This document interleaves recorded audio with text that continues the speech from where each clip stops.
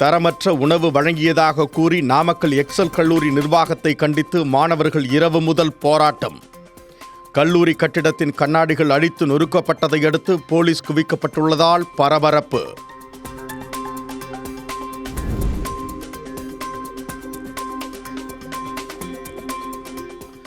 சென்னை அடையாறு காந்திநகர் பகுதியில் அமைந்துள்ள குமாரராணி மீனா முத்தையா பள்ளி நிர்வாகம் திடீரென்று எந்த ஒரு முன் அறிவிப்பும் இன்றி பள்ளி கட்டிடத்தை இடிக்கப் போவதாக அறிவிப்பு. தங்களது பிள்ளைகளை வேறு பள்ளிகளில் சேர்த்து விடுமாறு கூறியதை அடுத்து பெற்றோர்கள் 200க்கும் மேற்பட்டோர் சாலை மறியலில் ஈடுபட்டு போராட்டம்.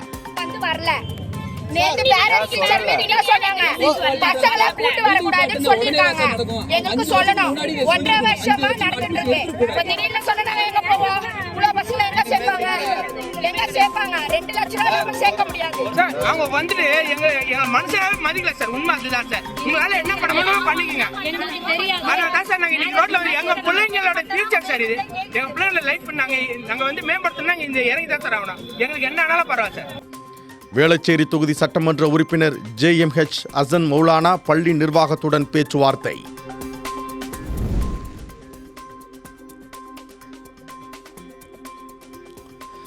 வேறு எந்த மாநிலத்திலும் இல்லாத அளவிற்கு இந்தியாவிலேயே 11.59% அளவிற்கு அதிக வளர்ச்சியில் உள்ள மாநிலம் தமிழ்நாடு. வளர்ச்சியடைந்த மாநிலத்தில் பழைய ஓய்வூதிய திட்டத்தையே நடைமுறைப்படுத்த வேண்டுமென தமிழ்நாடு அரசு பணியாளர்கள் சங்க சிறப்பு தலைவர் பேட்டி.